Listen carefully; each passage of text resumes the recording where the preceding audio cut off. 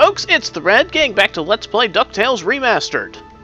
Time to start our adventure by going to the first stage. So like I said in the last video, you can play any of these levels in any order, but I guess we'll just start at the top of the list and work our way down, like most gamers do. Get Launchpad on the horn.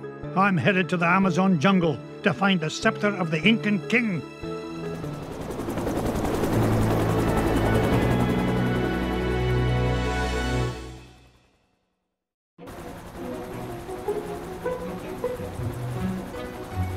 Thanks for the lift, Launchpad. No problemo. Lift is one of my favorite principles of aerodynamics. Oh, say, you got your radio, Mr. McGee? Aye, of course I do. Great! Then I'll be your eyes in the sky. Oh, I'd be happy if you just keep your eyes on the sky for once. What an airhead. Hey, I heard that. Now then, ancient Incan legends claim the King's Scepter was locked away in a giant temple of the clouds, and it should be dead ahead. Gee, Mr. McGee, I see a lot of clouds, but no temple. You wouldn't, Launchpad. The legend says the temple was hidden away from all but King Mong Kok Walk himself. But there's bound to be a way to reveal it buried somewhere in this overgrown salad bowl, and I'm not leaving till I find it.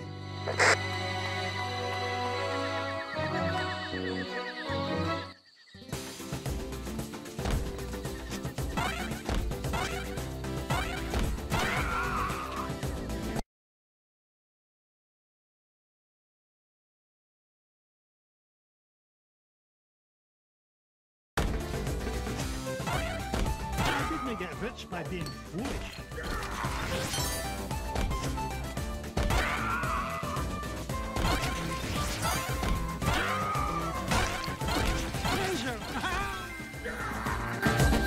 Launchpad, I found an ancient coin depicting a nightingale. Neato! You haven't stumbled across a pizza joint down there, have you, Mr. McGee? I'm getting kind of hungry up here. I'm not even going to dignify that question with a response. Many of the stages in Ducktales Remastered keeps many of the same level structure that was in the NES game. However, some of the stages actually are much longer than they were before. Well, maybe I shouldn't say much longer, but they are longer than their original versions. We'll be going along that path in just a minute, but we have secrets over here. You're going to find that there's a lot of secrets in this game. I mean, every time I play this game, I'm finding new gem locations. Another coin!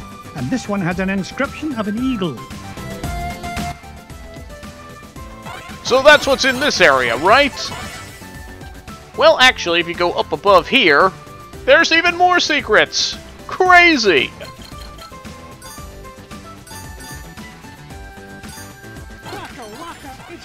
So yeah, I've been collecting ice cream throughout the way. Those just recover a single heart.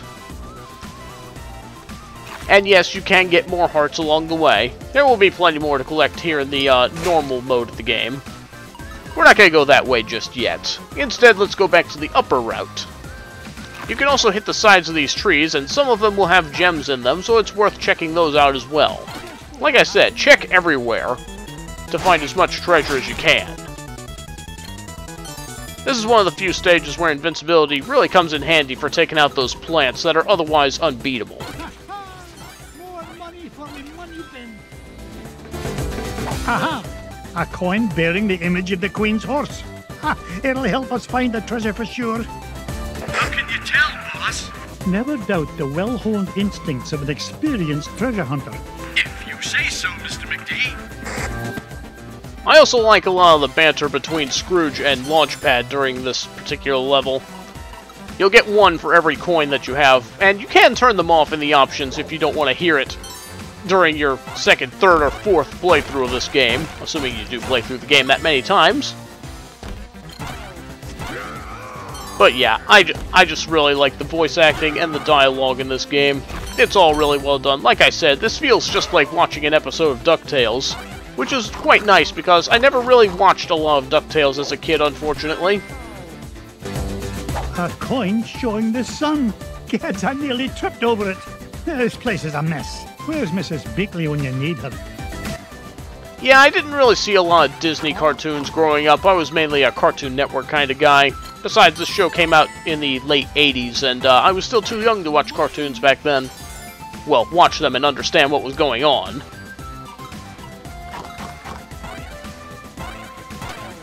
But yeah, visually speaking, this place looks rather nice as well. Like I said, I got nothing but nice things to say about this game. It's just really fun. Got ourselves a cake here that I don't need, but I'll take it anyway. Oh, now I need it, sure! Freaking gorillas. Look at this! An ancient coin with the image of a sire. It must represent a good harvest. This is Launchpad, calling Mr. McGee. What is it, Launchpad?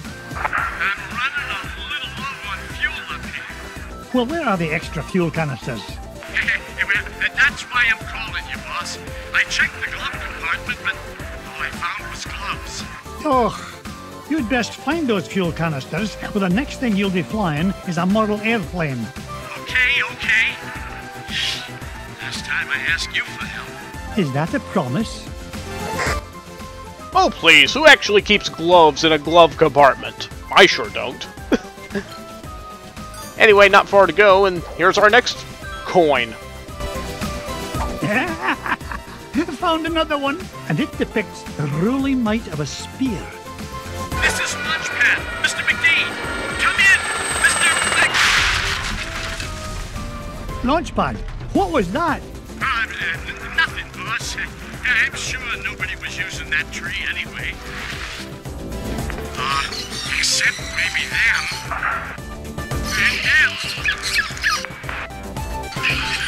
And also them. And now comes probably the most painful part of this stage, for reasons that will make itself quite known in just a minute. Brambles! They never go away! Not since Donkey Kong Country 2!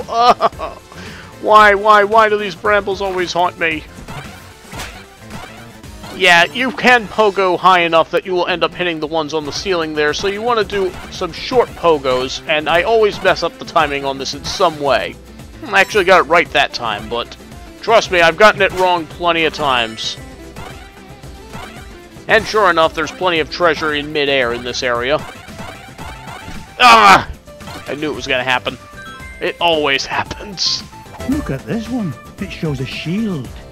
You know, I bet those Incans could have minted a whole lot more coins if they hadn't tried to make each one unique. I may as well go this way to show the entire underground path. And to net any treasures I've missed along the way. But yeah, if you just keep pogoing in this area, you should be okay, at least for the brambles on the ground. But that's that little mess out of the way, at least. Thank goodness. Alright, so now let's head back to where we were earlier. And we can start making our way up.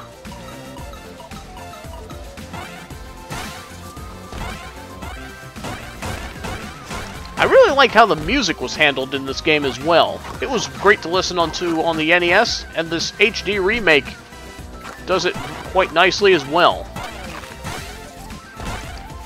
3 hearts may not seem like much to work with in this game, but you'll be able to build on that later on. As early as this stage, in fact. So let's head on up. We're just going to ignore these bees because they can't catch me in time. And then we'll come right back down so we can get to this chest.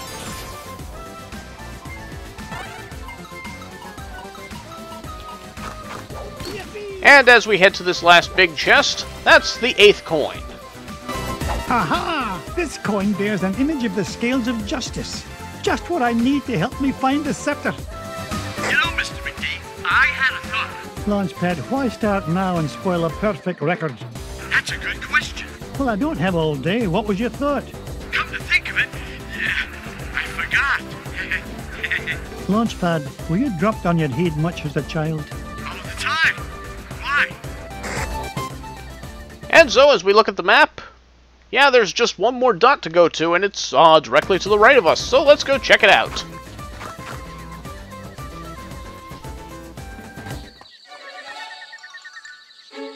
Come in, Launchpad. I found something. There's a carving of Mong Kok Walk on this stone slab, and there's 8 circular notches around it. Sounds great. Does it tell us how to find the treasure? Well, I'm not sure what it tells us, but I'm certain it's an important clue. Bless me bagpipes. These coins I found will fit perfectly into those notches.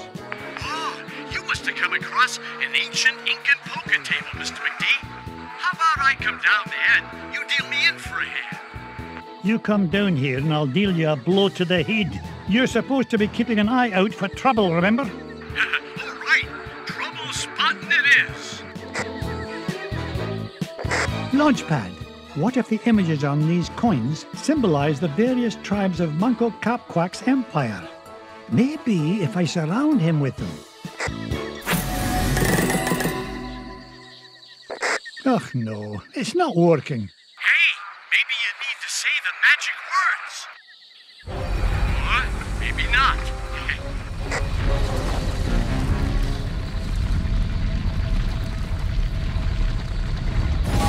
Will you look at that?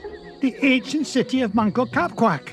And that beam of light, it must be pointing to the Temple of the Clouds. But how am I going to get across? Up here, Mr. McGee. Alright, time to hitch a ride with Launchpad as we fly towards the light. But we'll have to drop off of it every now and then if we want to get all the loot in this stage. Yeah, it can be a little dangerous here, especially with the knockback that those bees can cause, so don't jump until it's safe to do so. And use your pogo if necessary in order to bounce away from the bottomless pit. Come on, get out of there. Whoa! I was a little close there. And again, this is all completely optional. You could just stay on the rope the whole way and none of the bees will reach you. But me, I'm a greedy little Scrooge, so I want all the gems I can find.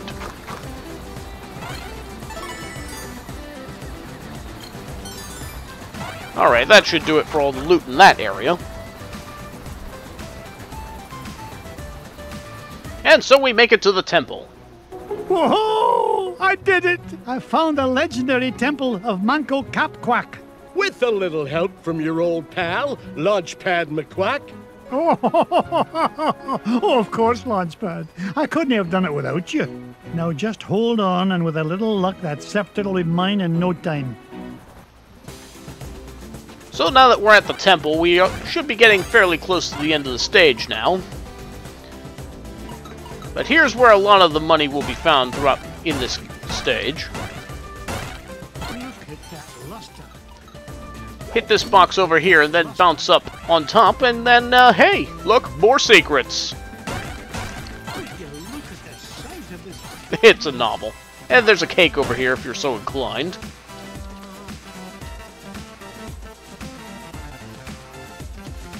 But yeah, I really like this interior here. That temple in the back looks really nice.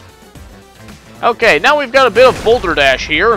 That boulder is instant kill, so stop for nothing. Not that there's really much that you need to stop for. Basically, just keep moving and you'll be fine. Watch out for the spears of these guys. They can be a little tricky to avoid. Whoops, missed that gem. Oh well.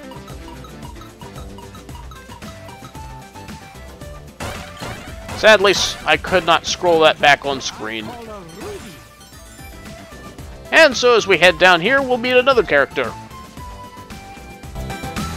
Mrs. Bigley, now where did you come from? Why, from home, of course. I had to be sure you were all right in this filthy place.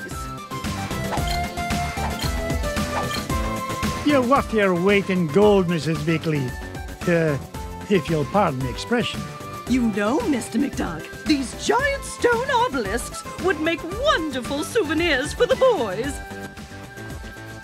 This is a concept I never really understood. Mrs. Beakley always leaves you these items when you play on normal difficulty. The ice cream recovers 1 heart. The cake recovers all your hearts. All you need is the cake! And then the Scrooge doll there will give you a 1-up. That's probably the most valuable thing out of there. And on normal difficulty, that's the only way you can get 1-ups in this game. Is through Mrs. Beakley, which I find a little weird. Invincibility makes this part a bit simpler, otherwise use those rocks to take out the spiders. And here's a novel idea. In the original NES game, you had to pay this statue $300,000, and he would create this platform that would let you reach the vine.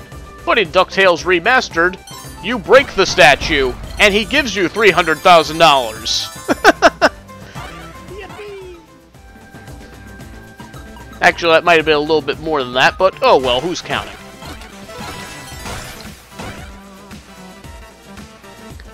You can hit these rocks into chests to make them fall and break. Oh, and don't stop and get pummeled by things like that. That's just silly. Ah. That was a little rough, but yeah, we'll manage. See, there was a cake waiting for us right at the very end.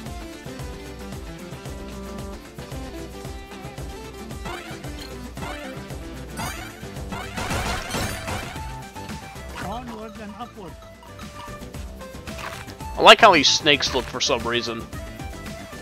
I don't know what it is, I just think they're very well made.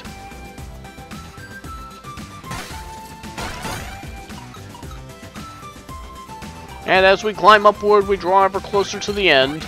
I think we've only got like 1 more room after this one. That was a little rough. Okay, it's clear I'm not paying attention to what I'm doing here because I just jumped right into a spider. What am I thinking, me? Okay, let's try that again, and this time with a little less dumb. I mean, I meant to do that entirely, to show you what it looks like when you lose a life. You just fall off the bottom of the screen. A lot of NES games did that. Yeah. So now you know!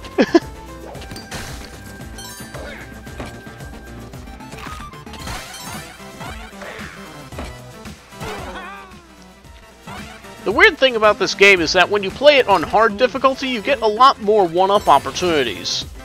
See, the 1-ups basically replace the cakes in that game. Oops, almost forgot a little secret down here. But there's a secret wall right here. Go through here and you'll find a heart holder. This will increase your life bar, so now we can take 4 hits instead of 3. You'll find one of these in every level, so keep your eyes peeled for spots like that. One more chest here. And now let's go on to the boss. There it is, the King's Scepter. Well, oh, this was easier to find than a penny in a parking lot.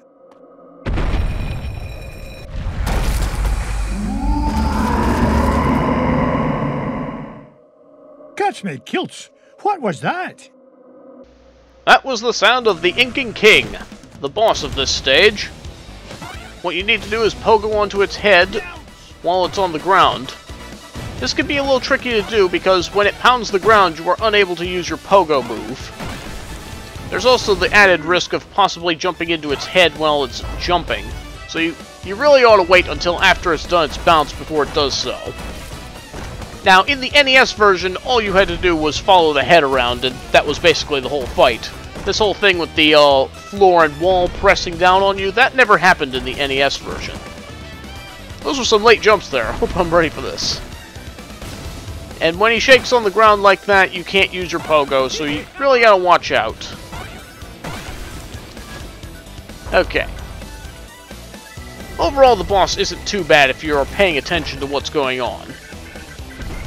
Stand at the middle so that you're ready to react to anything that he might do.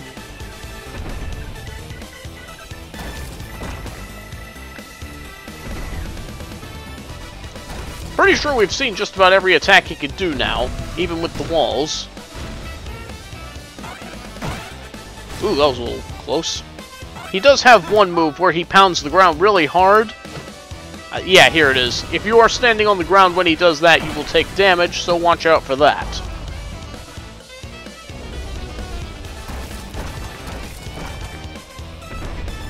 Other than that, it's not terribly difficult, but it can catch you if you're not paying attention. Okay, we should have one more cycle of the head coming up. Okay, here it comes.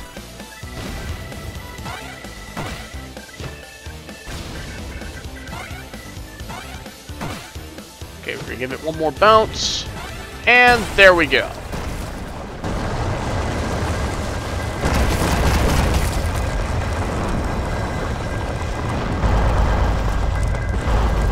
Hurry, Mr. McGee! This place is falling to pieces! No! I'm not leaving without that scepter.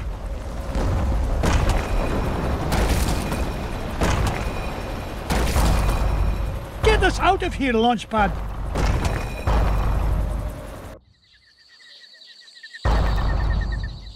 I cannot believe we came all this way for nothing. What's the meaning of this? Outsider, our prophecies have long foretold that our ancient city would one day be returned to us.